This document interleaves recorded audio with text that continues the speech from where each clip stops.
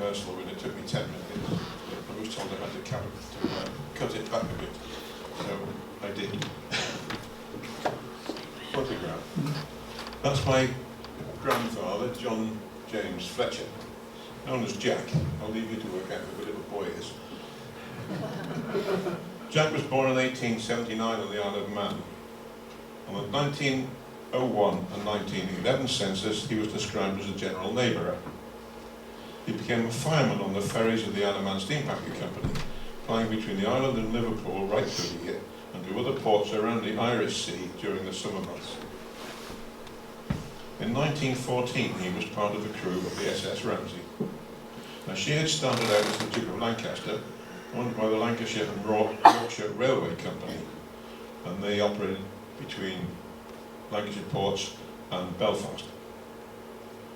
She was then bought by the Turks, but because of the war between Turkey and Greece, she couldn't be delivered. So in 1912, she was bought by the Steam Packet Company and renamed the Ramsey. At the end of the summer season in 1914, she was taken over by the government and fitted out as an armed boarding vessel with a crew of 98 men. They took the boat over, they also took the crew over. As you can see, this Taliban says HMS Ramsey. Her armament consisted of two 12-pounder guns, placed one on each side of the vessel below the bridge. She sailed for Scapa Flow in November and was involved in patrol work. The danger of the work was evident from the large amount of wreckage seen in the area. That's in the North Sea. During the last 3 months of her patrol work, she searched a large number of vessels and put prize crews on some of them in order to take them to port. On her last patrol, she left Scapa Flow in the afternoon of the 7th of August 1915 for the North Sea. At about midnight, the skipper was advised by wireless to keep a lookout to the east. At about 5 a.m. on Sunday morning, smoke was seen on the horizon. Ramsey gave chase and came up to what appeared to be a large tramp steamer who was requested to stop. She stopped, and when the Ramsey was a short distance away, the Russian flag was hauled down and replaced with a German flag. At the same time, the radar opened up with machine guns and two 4.6 guns on disappearing marks fore and aft.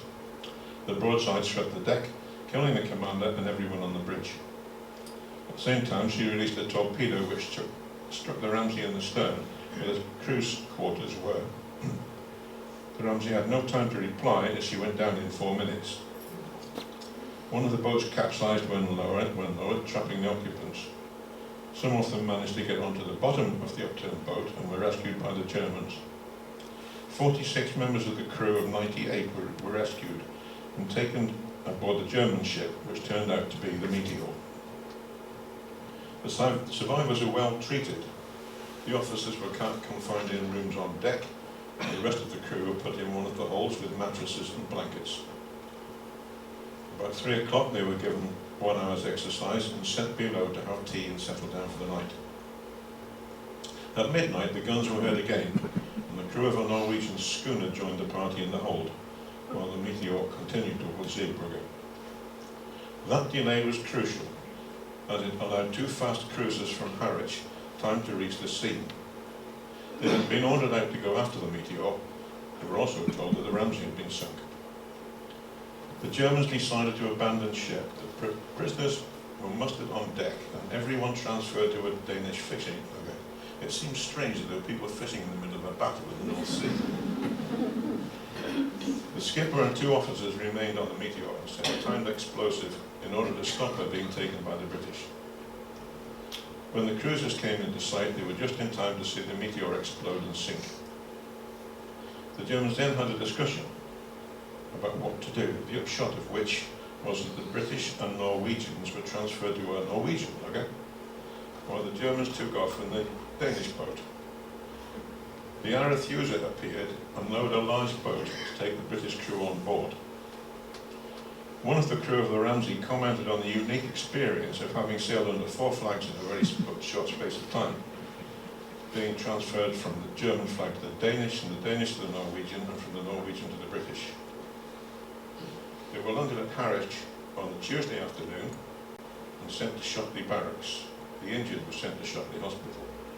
And that's my grandfather, actually recuperating after what must have been a pretty harrowing experience. He died in 1957. Thank you.